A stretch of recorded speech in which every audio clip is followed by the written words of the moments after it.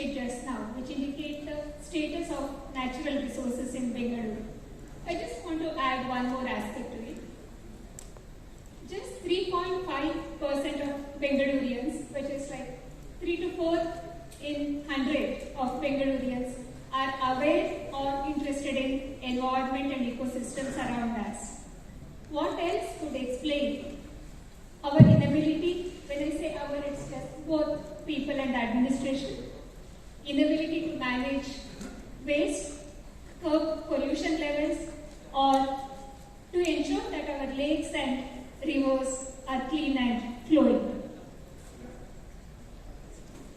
Soon, Bengaluru, and I should thank you, Mr. Professor Ramachandra, for this interesting study. And soon, indeed, Bengaluru will become an international city, or it has already emerged as an international city. With such growth, and it has become imperative that we come up with sustainable growth models, measures in which we ensure that ecosystems are not overshadowed by economy or infrastructure development for that matter. How do we get up to this challenge? Okay, if you are thinking that this is a session about ornithology, let me just clarify, or if you are still thinking so, we thought we should use birds as a metaphor because they are one of the most visible indicators of a healthy ecosystem. And Mr. Krishna is here. Many of Bengalurians are into birding. So it's a very popular pastime in Bengaluru. So we thought it would interest people here. So that is why. So to bring birds and other creatures back in Bengaluru and make them thrive, we should ensure that Bengaluru changes for the better. So Professor Ramachandra, I would like to start from you. So there are many studies that on Bengaluru these days, and with every study we see alarm bells ringing. But how many of them culminate into action? So what do you think? How do you think government can actually leverage science by formulating policies on environment in Bengaluru? Are they missing anything? Well, when I look at the current planning or what happened during the last 1.5 decade, even the Chief Minister talked about it, unplanned growth. If you are talking about sustainable future, what does sustainable future mean? If I ensure clean air and water and environment to our children, I would say we have done the job. For that, you need to do the planning. For the planning, scientific data helps. The Bangalore being the knowledge capital of India, we should take advantage of that kind of the data that we have developed over the last 4 or 5 decades and put it in the policy and take appropriate policy. The current, if you look at the governance mechanism, we all know it's a fragmented governance and ad hoc approaches. If something goes wrong, immediately do something. For example, classic case is Bengaluru Lake. When there was a fraud, instead of solving the problem of fraud at addressing the causal factor, what did we do? We constructed a barricade. This is an ad hoc approach. That kind of growth should stop in our state and in our country. Now, when you look at the kind of the data what we have, I always believe in Punarjanma. I was there when Kempegowda was there, and I am here today, and I will come back in, after 200 years. If you look at the kind of the Bangalore of 740 square kilometers today, in 1800 we had 1452 water bodies and 80% green cover. In 1970s, we had 68% green cover in the city and about 8% was under buildings. And today, 2021 data if you look at, it is 85% is concretized.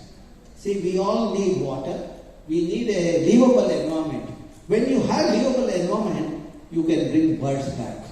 See, when we talk about livable environment, I am an ecologist.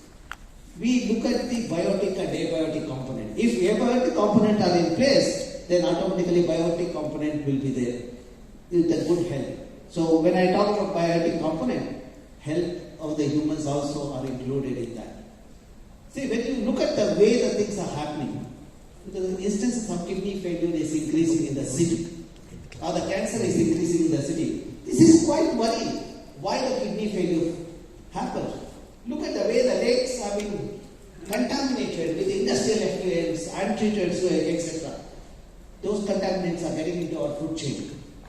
And that is, if the data what I have, if you look at that data, you will be paid to see such a situation. The kidney failure, which was 1 in 1 lakh about 12 years back, today is 1 in 5,000. For any country or any region to prosper, healthy youth matters. Healthy youth constitute an asset of the nation. If the health of the youth is failing because of the kidney failure, etc., we are not doing the good job. That is where planning has to happen. Probably I will give more details in the next round. Okay. Thank you very much. So I would like to come to you, Leo. So Bengaluru has seen a string of successes with environmental campaigns and movements. At the same time, we have seen urbanization and concretization increasing at a increased pace. So, and our approach towards urbanization hasn't changed much. As we talk here now, we know that in Kabul Park, a set of infrastructure projects are underway. So, what do you think? How do you think environmental campaigns can be more effective and sustained? Thanks, Anita. And I think, it would help to just lean back on the speech the Chief Minister made. And I think he laid out such granular detail his vision for the city. And it's nice to know what his vision is. Not that we should accept it and embrace it just because the Chief Minister has put it out.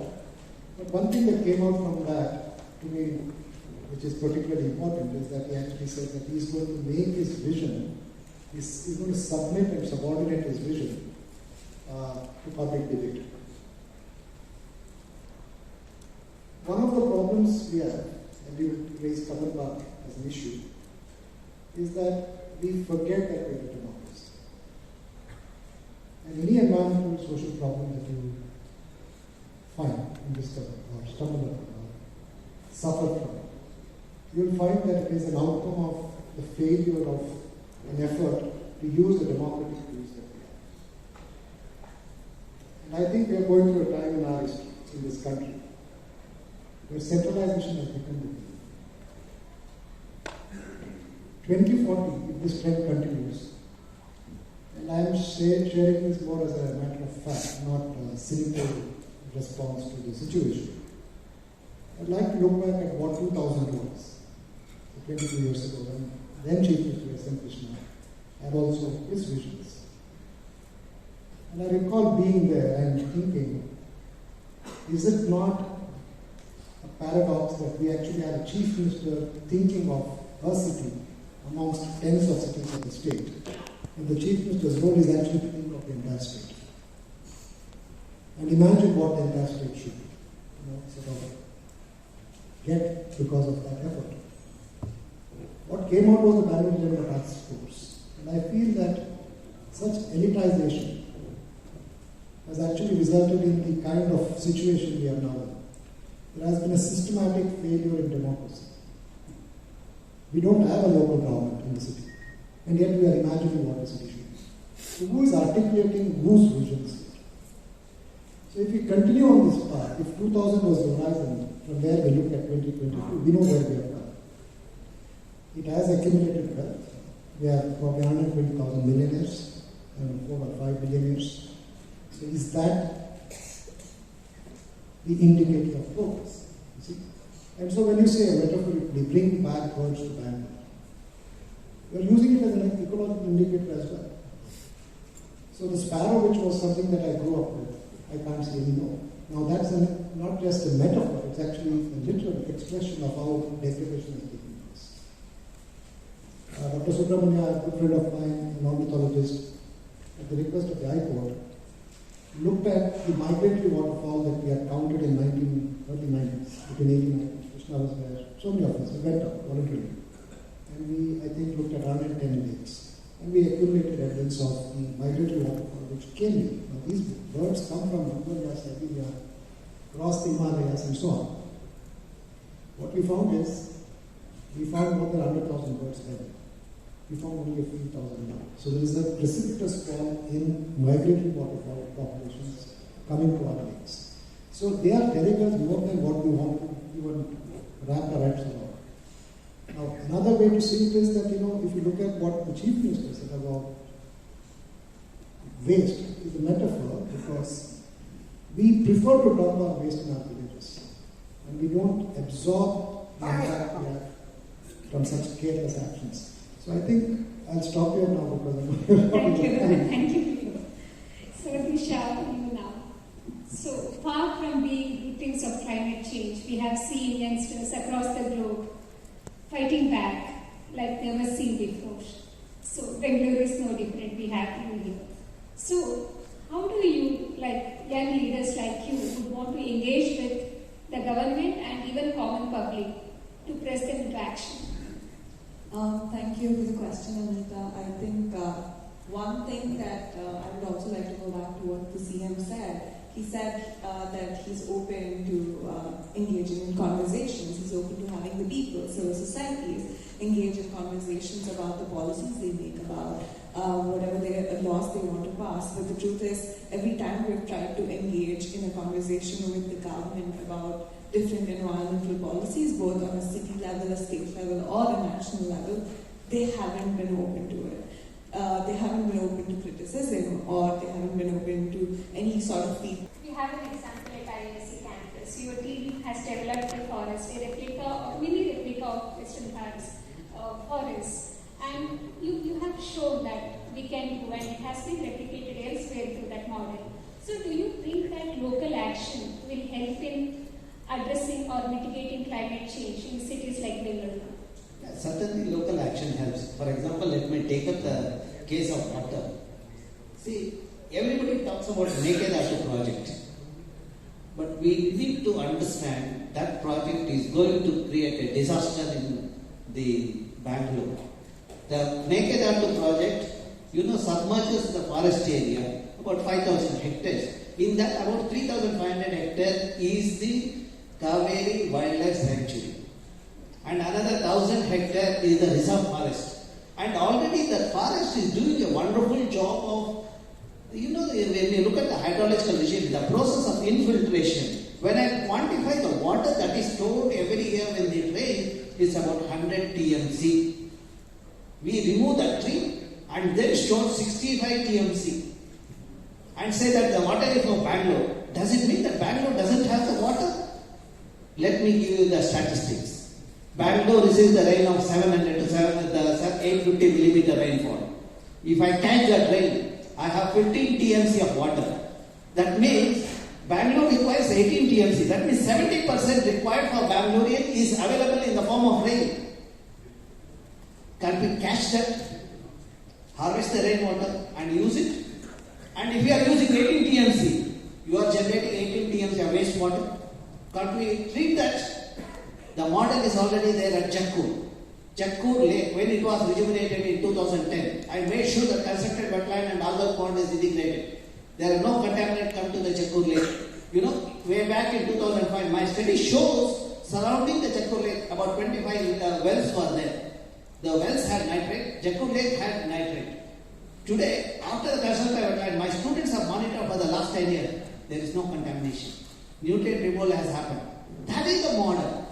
Municipality cannot go for tertiary treatment plant.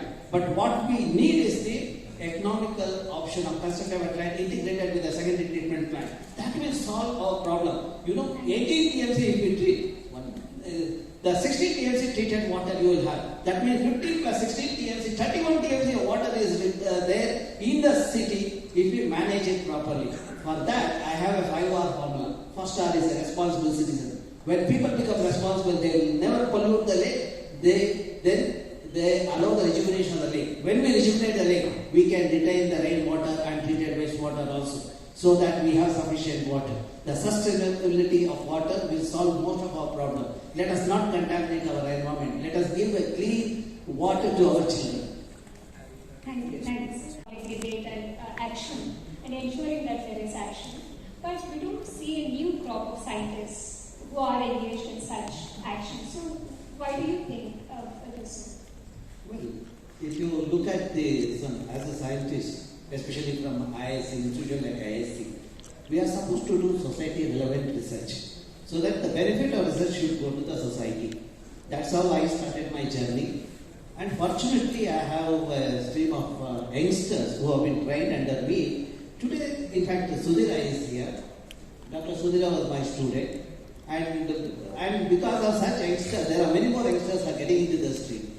Now, one of the programs which I have been doing is the environmental education through the network of schools and colleges. And also, I organize a symposium, popularly known as a Lake Symposium, where I have given a platform for the school and college students to come to the symposium, interact with the international, national, the experts. In that process, the capacity building happens. You know, the classic case of mini forest, you talked about it. 49 native species, 500 saplings planted way back in 90s. You know, at that time, groundwater table was 150 feet. Today, it's at 10 or 15 feet, I have a water.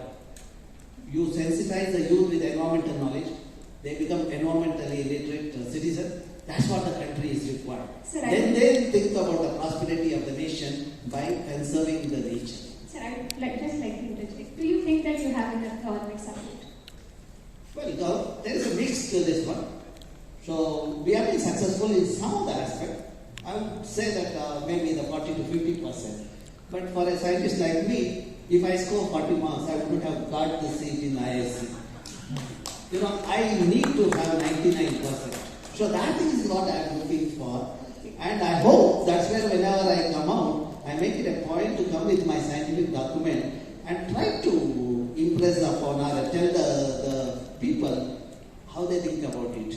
You know, for example, the Chief Minister talked about the drains, you know, to address the problem of floods, 1,500 crores. Now, what is the drain development is? This is nothing but concretization. Narrowing the drain. It is going to create more problem in the city. 1,500 crores gets into the drain. You know, we will not solve the problem. That is where scientific inputs are required. That is where we need to understand why drains and lakes are required in the city and how to address the floods in the city. The city of Bangalore, where 1,452 water bodies were there, storage capacity was 35 TMC. In a city where 15 TMC of water comes, we had a storage capacity of 35 TMC. Today, we have storage capacity less than 1 TMC.